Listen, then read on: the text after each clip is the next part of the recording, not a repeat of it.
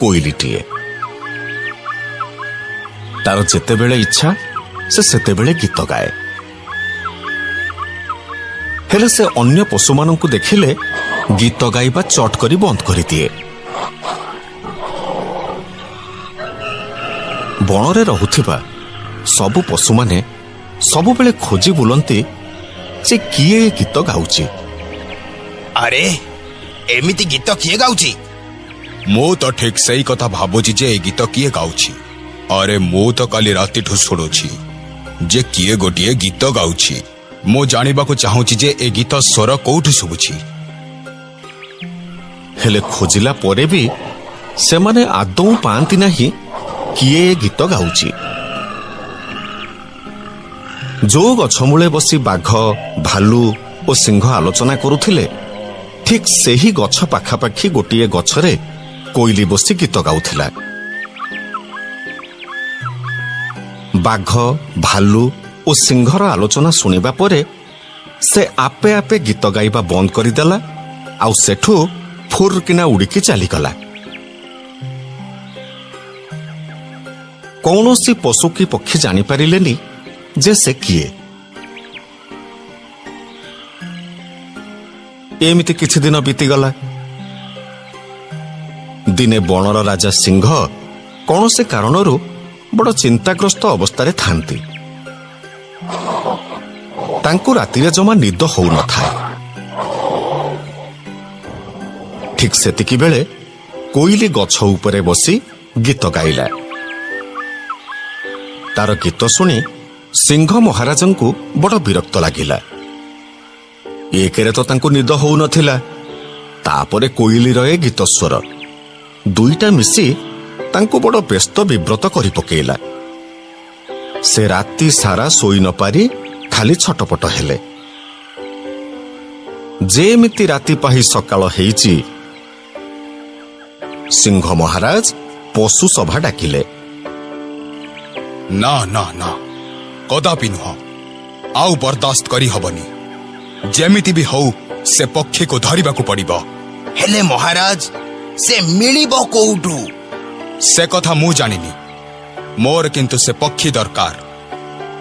ଏକଥା ଶୁଣି ସିଂହ ମହାରାଜଙ୍କ ମନ୍ତ୍ରୀ ବାଘ ବଡ଼ ଆତଙ୍କିତ ଅବସ୍ଥାରେ ପଡ଼ିଗଲା। କଣ କରିବ ବୋଲି ସେ କିଛି ଚିନ୍ତା କରିପାରିଲାନି। କିଛି ବୁଦ୍ଧି ନ ପାଇ ସିଧା ଯାଇ ପହଞ୍ଚିଲା ବିଲୁଆ ପାଖରେ। ବିଲୁଆ ତ ମହାଚାଲାକ। ସେ ସାଙ୍ଗେ ସାଙ୍ଗେ ବାଘକୁ ଗୋଟେ ବୁଦ୍ଧି ଦେଲା। ମନ୍ତ୍ରୀ ମହାଶୟ, ଗୋଟେ କାମ କରନ୍ତୁ। ରାତିରେ ବଣରେ ଯେତେ ଗଛ ଅଛି ତା ପାଖାପାଖି ଜାଲ ରଖନ୍ତୁ। ଯେତେ ଚଢେଇ ଆସିବେ ସମସ୍ତଙ୍କୁ ଲକ୍ଷ୍ୟ କରିବେ। ଯୋଉ ଚଢେଇଟା ଗୀତ ଗାଇବା ଆରମ୍ଭ କରିବ ତାରି ଉପରକୁ ଜାଲଟା ପକେଇଦବ ଆଉ। ହଁ, ପ୍ରସ୍ତାବଟା ମନ୍ଦ ନୁହଁ ଯେ, ହେଲେ ବଣରେ କେତେ ଗଛ ହେଲାଣି, କୋଉ ଗଛରେ କିଏ ଆସି ବସୁଛି ସେ କଥା କେମିତି ଜାଣିବା? ତା ଛଡା ଏତେ ଜାଲ ବି କୋଉଠୁ ଆସିବ? ଆଉ ଗୋଟେ ଉପାୟ ଅଛି। କଣ କୁହ? ଦେଖ, ରାତିରେ ଆମେ ସମସ୍ତେ ମିଶି ବଣରେ ପହରା ଦବା। ହେଲେ ବଣ ତ ବହୁତ ବଡ। ମନ୍ତ୍ରୀ ମହାଶୟ, ବ୍ୟସ୍ତ ହୁଅନ୍ତୁନି। ଯୋଉ ଦିଗରୁ ସ୍ୱର ଶୁଭିବ ଆମେ ସେଇ ଦିଗକୁ ଯିବା, ଆଉ ଯେମିତି ହଉ ସେ ପକ୍ଷୀକୁ ଧରିବା। ଅନ୍ୟ ଦିନମାନଙ୍କ ଭଳି ସେଦିନ ବି ରାତି ହେଲା। ରାତିରେ କୋଇଲିଟି ଆସି ଗୋଟିଏ ଗଛ ଡାଳରେ ବସି ଗୀତ ଗାଇଲା। ତା ଗୀତ ଶୁଣି ବାଘ, ଭାଲୁ, ହାତୀ, ବିଲୁଆ, ଗଧ ସମସ୍ତେ ଦୌଡ଼ିଲେ।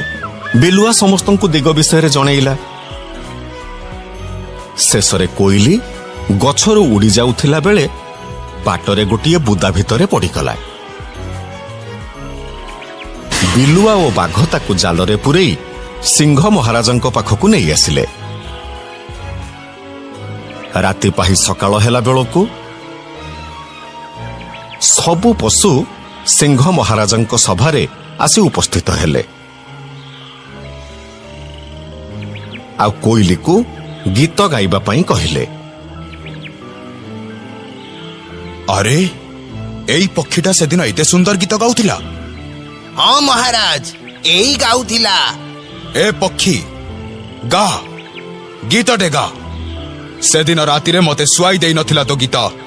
ଆଜି ତୁ ସେଇ ଗୀତ ପୁଣି ଥରେ ଗା। ଆରେ ଇଏ ଚୁପ୍ ରହିଛି କାହିଁକି? ଗା, ଗୀତ ଗା। ଦେଖ, ମହାରାଜଙ୍କ ଆଦେଶ ଅବମାନନା କଲେ ତୋର ମୁଣ୍ଡ କାଟ ହବ। ମହାରାଜ, ଯଦି କ୍ଷମା କରିବେ ଗୋଟେ କଥା କହିବି। କୁହ। ମହାରାଜ, ଆପଣ ଜଣକୁ ବାଧ୍ୟ କରି ତାଠୁ ଗୀତ ଶୁଣି ପାରିବେନି। ତାକୁ ଜାଲ ଭିତରେ ରଖି ଆପଣ ତାକୁ ବନ୍ଦୀ କରିଦେଇଛନ୍ତି।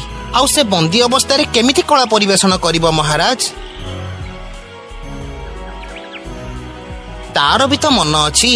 ତା ମାନେ ତମେ କଣ କହିବାକୁ ଚାହୁଁଛ? ମହାରାଜ, ତାକୁ ଆପଣ ମୁକ୍ତ କରିଦିଅନ୍ତୁ। ଦେଖିବେ ସେ କେମିତି ଗୀତ ଗାଇବ।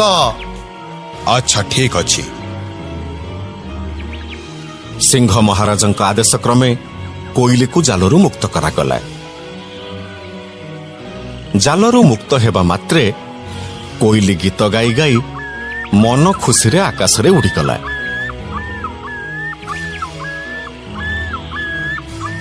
ତାକୁ ଦେଖି ସବୁ ପଶୁ ଆଚମ୍ବିତ ହେଇଗଲେ। ସତରେ ଏ ସଂସାରରେ ପ୍ରକୃତ କଳାକାରମାନେ ହିଁ ସ୍ୱାଧୀନ। ସେମାନେ କେବେ ବି କାହା ଅଧୀନରେ ରହି ବାଧ୍ୟ ହୋଇ କିଛି କରିପାରିବେନି।